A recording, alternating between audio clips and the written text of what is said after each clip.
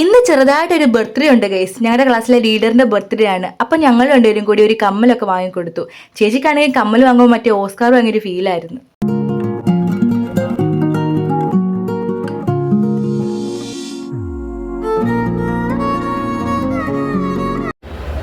Guys, ചേച്ചിയുടെ ബർത്ത്ഡേക്കുള്ള fans power ഉണ്ടോ?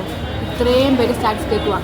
ഇന്ന് രണ്ട് കാര്യങ്ങളാണ് മെയിൻ. ഒന്ന് ചേച്ചിയുടെ ബർത്ത്ഡേ, അപ്പൊ പിന്നെ എന്തായാലും ചെലവ് വേണമല്ലോ. രണ്ട് പുസ്തകം പഠിക്കണ്ടേ.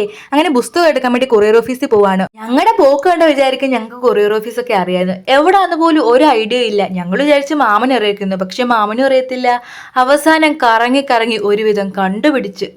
സത്യം പറഞ്ഞാൽ കോളേജിൽ നിന്ന് കുറച്ച് പോയാൽ മതിയായിരുന്നു, പക്ഷെ ഞങ്ങൾക്കറിയണ്ടേ.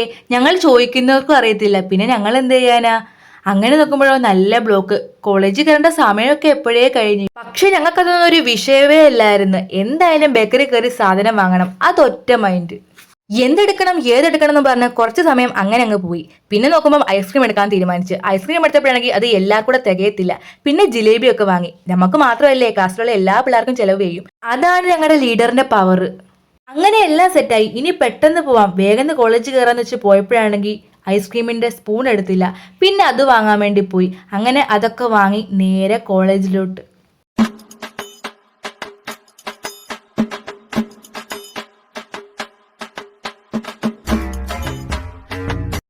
അപ്പോൾ ഗൈസ്, ഇന്ന് ഇത്രയേ ഉള്ളൂ.